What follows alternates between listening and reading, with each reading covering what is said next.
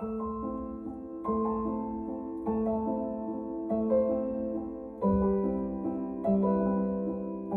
can still hear my mother in my ear. She was an amazing lady and very encouraging, and she used to say all the time, you know, you can do anything you want to. In my age, she would say, I couldn't do that. I could be a nurse and I could be a teacher, and that was it. And she said, so, you know, you remember, you know, the world is your oyster, so, you know, strive for whatever it is you want to do. You know, I've always believed in giving back and philanthropy, and my mother was a volunteer, so I mean, I kind of, you know, she was much older when I was a child. She lied about her age, so we think she was probably closer to 50 than 45, but I was raised that way, to, you know, you give back and you receive.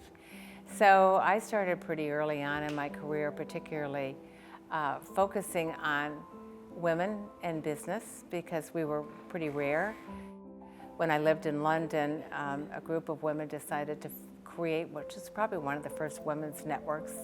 And then I was transferred back to New York, and I was invited to join the Committee of 200, which is a national organization of women who are entrepreneurs and executives in business. And then when I went to Chicago, it just continued on. So I joined the Chicago network, and when I moved here to Cincinnati, Julia Poston, who was then the managing partner for Ernst & Young, was thinking about creating a network here in Cincinnati. So a group of us kind of decided to form what we call the Cincinnati Women's Executive Forum.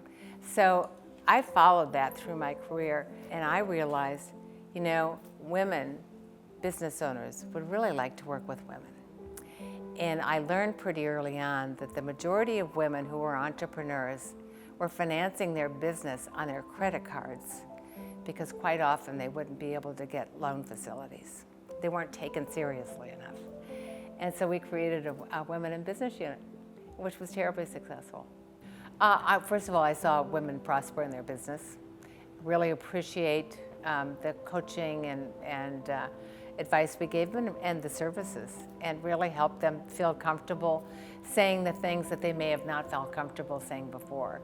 So, you know, just watching them blossom in their careers and blossom their business, these entrepreneurial startup companies that were, you know, paying 28% a month for financing their business on their, you know, credit cards, and getting rid of all that debt and just, you know, doing working capital loans or whatever. It's very rewarding. It's not about me. I really enjoy making sure that we're successful and the we is the we, and it's not about me.